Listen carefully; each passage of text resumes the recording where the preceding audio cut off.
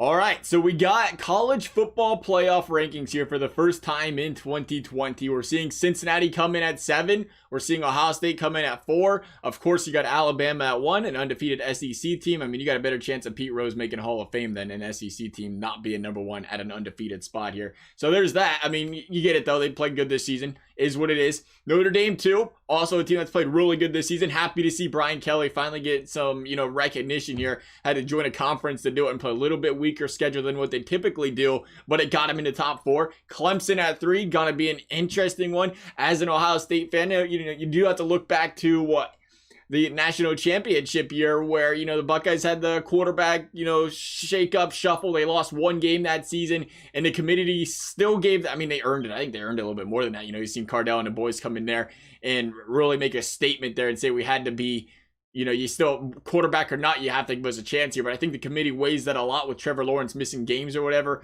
due to having COVID. So that's definitely going to weigh in on Clemson. So I kind of see why they got him there. Ohio State 4. Still would have liked to see Ohio State above Clemson here, I think. Even with one loss, Ohio State did beat a good Indiana team.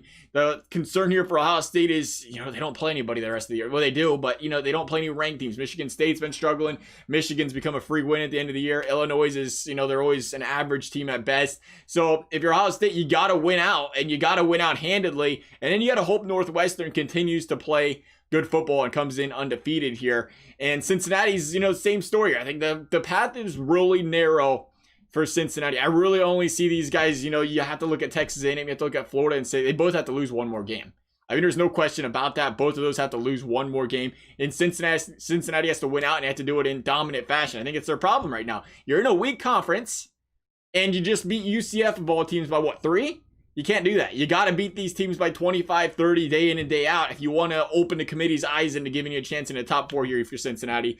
I mean, they didn't go out there and pull BYU and say we just didn't want to play any good teams, though, so they got that going for them at least.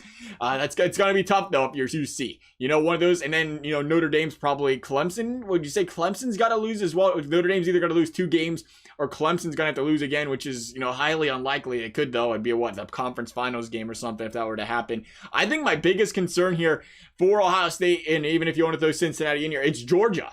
The SEC, we all know how biased the college football committee is towards the SEC. It's not really a secret. And, the problem here is you put Georgia, honestly, I don't think has any business being above a Miami or being above an Indiana or being above a lot of these teams. They haven't played that great this year, but they are.